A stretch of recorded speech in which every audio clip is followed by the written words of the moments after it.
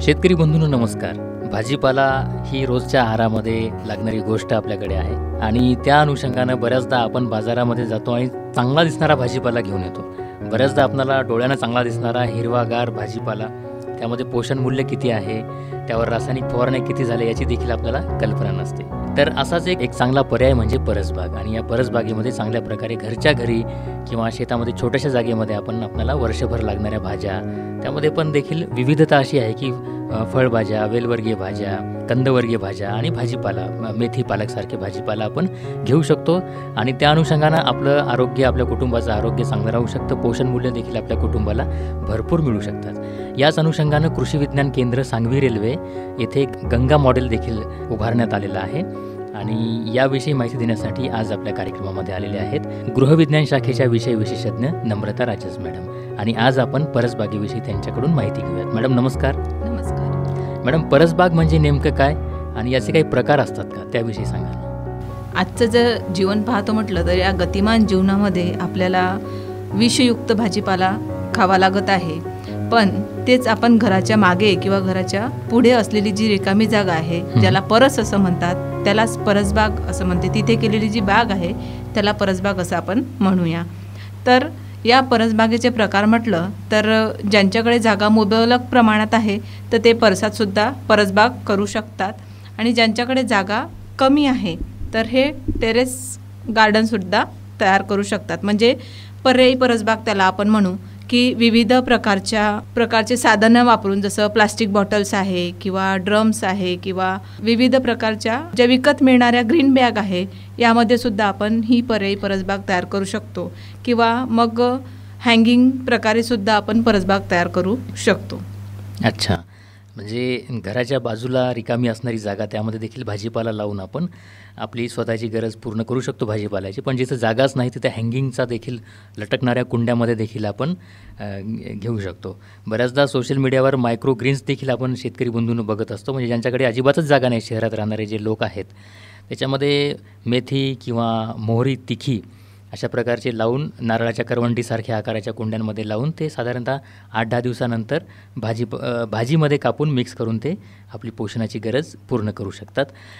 परंतु आपल्याकडे तर भरपूर जागा आहे आपल्या जिल्ह्यामध्ये. आपण बऱ्याचदा बघतो की शेतामध्ये बांध देखील मोठे आहेत. तर कुठेतरी आपलं म्हणजे सांगायचा उद्देश हाच की घराच्या आजूबाजूला किंवा शेतामध्ये आपण परसबागेचं नियोजन करू शकतो. मॅडम, जागेची निवड कशा प्रकारे करायला पाहिजे? आता परसबाग करतेवेळी सर्वात आधी जमीन आपल्याला सुपीक आणि पाण्याचा निचरा होणारी ही गोष्ट लक्षात ठेवूनच आपल्याला या जागेची निवड करावी लागते. आणि मेन म्हणजे त्या जागेवर भरपूर प्रमाणात सूर्यप्रकाश तसेच मोकळी हवा त्या ठिकाणी असली पाहिजे. तेव्हाच आपल्याला तिथे चांगल्या प्रकारे परसबाग करता येईल. म्हणजेच काय तर पिकांच्या वाढीसाठी लागणारा सूर्यप्रकाश, पाणी हे योग्य प्रमाणात तिथे असायला पाहिजे. अशा जागेची निवड आपल्याला यामध्ये करावी लागेल. अच्छा, आणि या परसबागेमध्ये कोणकोणती पिकं आपण लावू शकतो? आता यामध्ये हंगामानुसार पिकं आपल्याला घ्यावी लागतात. जसं पावसाळा म्हटलं तर काही पालक, शेपू, सांबार, आंबट चुका, गवार, अंबाडी, कढीपत्ता, मिरची, दोडकी, कारली, दुधी अशा प्रकारचं आपण पावसाळ्यामध्ये लागवड करू शकतो. आता रब्बीमध्ये म्हणजे हिवाळ्यामध्ये तर आपल्याला पालक, मेथी, चवलाई, चाकवत, फुलकोबी, पानकोबी, मुळा, गाजर, टोमॅटो, वांगी, मिरची या प्रकारची भाजीपाल्यांची निवड आपल्याला करावी लागते. तर उन्हाळ्यामध्ये पाहतो म्हटलं तर सगळाच भाजीपाला महाग असतो, कारण जास्त उन्हामध्ये भाजीपाला येत नाही. तर अशा वेळेस फळवर्गीय भाज्यांची जास्त करून निवड केली जाते. चवळी, गवार, टोमॅटो, मिरची, भोपळा, कारली इत्यादी किंवा ढेमसे. तर अशा प्रकारच्या भाज्यांची आपल्याला यामध्ये पिकांची निवड करावी लागेल आणि फेरबदलसुद्धा करावा लागेल. अच्छा, परसबाग म्हटलं की बऱ्याचदा आपल्या समोर असतं मॅडम, साधारणतः पालक किंवा मेथी किंवा अजून 1-2 भाज्या, वांगी किंवा टमाटे. पण यामध्ये रोजच्या आहारामध्ये फळ, लिंबू असेल किंवा शेवगा असेल, अशा प्रकारे कुठल्या फळबाग आपण किंवा फळझाड परसबागेमध्ये लावू शकतो? आता परसबाग म्हटल्यानंतर त्यामध्ये पालेभाज्या तर आल्या, सोबत फळभाज्याही आल्या. पण इतरही जे फळं आहे जे आपण घरच्या घरी घेऊ शकतो, जसं चिकू आहे, पपई आहे, सीताफळ आहे, डाळिंब आहे, पेरू, आवळा अशा प्रकारची आपण त्याच्यामध्ये निवड करू शकतो. त्याचबरोबर त्यामध्ये काही औषधी वनस्पतीसुद्धा लागवड करू शकतो, जसं गवती चहा, तुळस, अडुळसा, पानोवा, कोरफड, वावडिंग यासुद्धा भाज्यांची आपण तिथे लागवड करून आपल्या परसबागेमध्ये चांगल्या प्रकारच्या भाज्या आपण घेऊ शकतो. वा, म्हणजे भाजीपाल्यासोबतच देखील आयुर्वेदिक औषधी लावून आणि त्याचा दैनंदिन आहारामध्ये उपयोग करून देखील एक चांगलं मॉडेल त्या ठिकाणी होऊ शकतं. या सगळ्यांचं व्यवस्थापन कशा प्रकारे करता येऊ शकतं मॅडम? आता व्यवस्थापन म्हटलं तर सर्वात आधी त्या पिकांची जी निवड केलेली असते त्याला लागणाऱ्या जे काही खत आहे, आता खत म्हटलं त्याच्यामध्ये काही केमिकल आपण टाकणार नाही, कारण आपण सेंद्रिय प्रकारे ही परसबाग करणार आहोत. कारण जोही भाजीपाला आपण आपल्या घरी चांगला जो दिसणारा भाजीपाला आणतो तो जास्त करून फवारणी केलेला असतो, म्हणजे आपल्याला विषमुक्त भाजीपाला घ्यायचा असतो. तर यामध्ये आपण गांडूळ खत टाकणे फार महत्त्वाचे आहे. त्यानंतर कंपोस्ट खत या प्रकारचं आपल्याला इथे खताचं नियोजन करावं लागतं. त्याचबरोबर पाण्याचं नियोजन, आता पावसाळ्यामध्ये जास्त करून पाण्याचं नियोजन करावं लागत नाही, पण तेच जर आपण हिवाळा किंवा उन्हाळा म्हटलं तर आपल्याला पाण्याचं नियोजन तिथे करावं लागतं. तर अशा वेळेस आपल्याला तिथे पाण्याचं नियोजन आणि सोबतच निंदणी, खुरपणी ह्या गोष्टीसुद्धा आपल्याला तिथे करावं लागतं या व्यवस्थापनामध्ये. बरं, जे आता नवीनच परसबाग करत आहेत किंवा ज्यांना विषमुक्त भाजीपाला खायचा आहे अशा नागरिकांसाठी, शेतकरी बांधवांसाठी काय काय साहित्य जवळ असावं परसबागेसाठी, त्याविषयी थोडक्यात मार्गदर्शन आपण करा.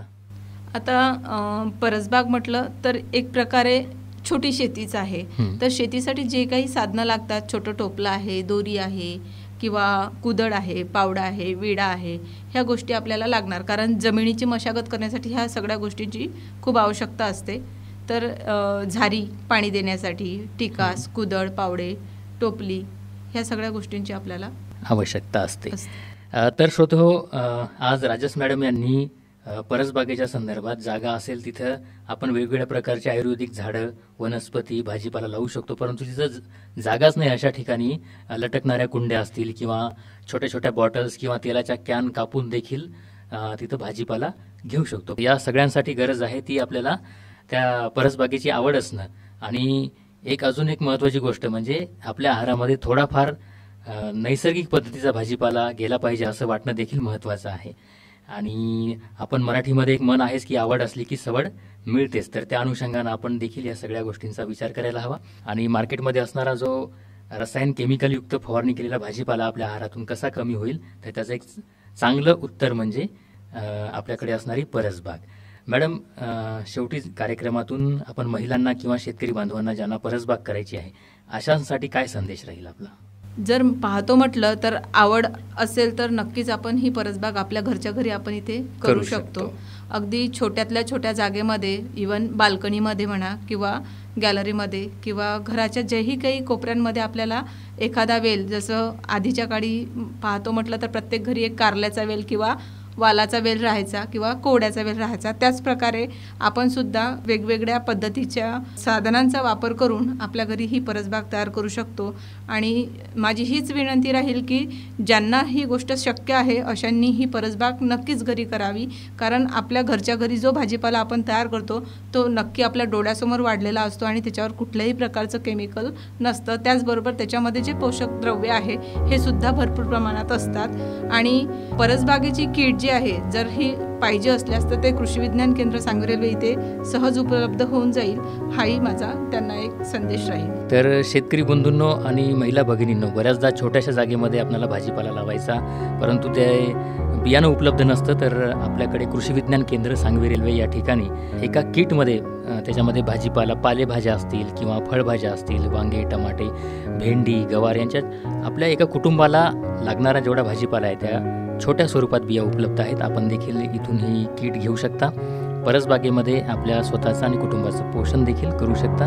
आज राजस मॅडम यांनी परसबागेमध्ये जे काही महत्त्वाच्या बाबी आहेत, भाजीपाला, फळबाग, व्यवस्थापन, साहित्य या संदर्भात माहिती दिली. मॅडम, आमच्या सगळ्या श्रोत्यांतर्फे मी आपले आभार मानतो. आज आपण कार्यक्रमामध्ये आलात, मुलाखत दिली, त्याबद्दल धन्यवाद. पोषण बागेचे संवर्धन होईल, आरोग्याचे जतन, जपण या मातीची सुपीकता, पेरण्याआधी माती परीक्षण करा. बाजार भाव आणि हवामान अंदाज, रेडिओ नवसंजीवनी